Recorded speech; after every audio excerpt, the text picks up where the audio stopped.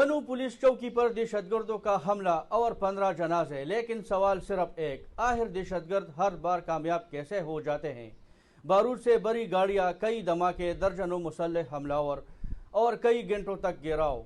क्या ये सिर्फ एक हमला था? इस सवाल से हर कोई परेशान। 15 एहलकार शहीद, 3 जख्मी और 1 लापता, मगर हमलावर अब तक फरार।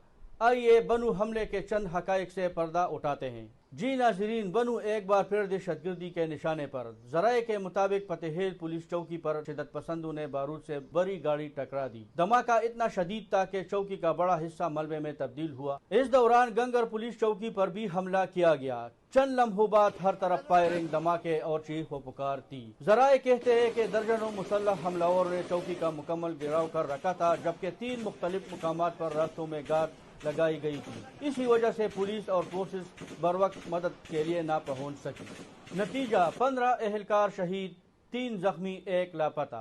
वाक़े से पतेहिल की फिजा सुगवार, जायकुआ पर दिलहराश मनाजिर। शोहदा के अहलिहाना, साथी एहलकार और मुकामी अफराद गम से निडाल। हर आंख अश्कबार। सिक्योरिटी फोर्सेस और पुलिस का इलाके में सर्च ऑपरेशन का आगाज। जराये के मुताबिक बनू में अमन अमान की बिगड़ती सूरत हाल के बाद बड़े पैमाने पर ऑपरेशन का इम्कान है, जिस पर जल्द एपिक्स कमेटी के इजलास में फैसला मुतवक्के है। लेकिन सवाल अब भी वही है, अगर खतरात मौजूद है और हमलावर इतनी बड़ी तादाद में थे, अगर रास्तों में पहले से गात लगाई गई थी, तो बर वक्त कार्रवाई क्यों न हो सकी? और सबसे बड़ा सवाल, बनू आखिर कब तक जनाजे उठाता रहेगा?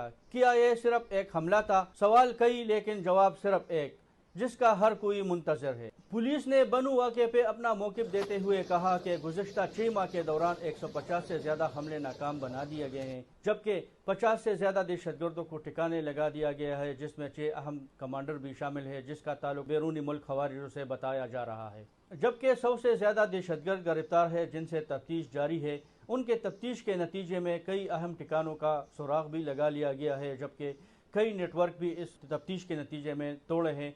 दूसरी जानिब पुलिस ज़राए ने इस बात की भी तस्दीक की है कि दहशतगर्दों का पीछा आखिरी दम तक करेंगे और जो शोहदा है उनका खून रहेगा नहीं जाएगा, और हर कीमत पर हम अपने शोहदा का बदला ज़रूर लेंगे।